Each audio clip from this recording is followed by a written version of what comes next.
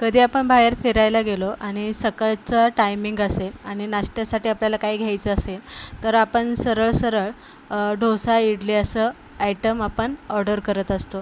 तर हॉटेलमध्ये जेव्हा आपण डोश्याची ऑर्डर करतो तेव्हा डोश्याबरोबर जी बटाट्याची भाजी भेटते आपल्याला खाण्यासाठी एकदम चविष्ट असते, ओलसर असते आणि तिची चव ना फार वेगळी असते. आज आपण तशीच बटाट्याची भाजी बनवणार आहे. त्यासाठी काय करायचं आहे, इथे 2 पळ्या तेल घातलेले, जिरी मोहरी घालायची, 1 चमचा चण्याची डाळ म्हणजे हरभऱ्याची डाळ आणि 1 चमचा सफेद उडदाची डाळ जरासा कपड्याने पुसून आपल्याला ते तेलामध्ये फ्राय करायची आहे. ठेचलेला लसूण, ठेचलेलं आलं आपल्याला यामध्ये घालायचं, हिरव्या मिरच्या घालायच्या, कढीपत्ता आणि उभा पातळ चिरलेला कांदा यामध्ये घालायचा.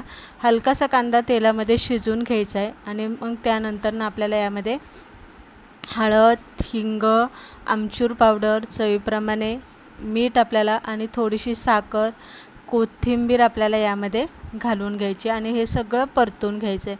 आता ती भाजी जराशी अशी ओलसर असते. जर बटाटा तुमचा जरासा असा कडक असेल आणि रखरखीत असेल तर तेव्हा तुम्ही थोडासा असा पाण्याचा हापका मारा किंवा बटाटा चांगला असा मऊ शिजवून घ्या, म्हणजे भाजी अशी जरासा ओलसर होते.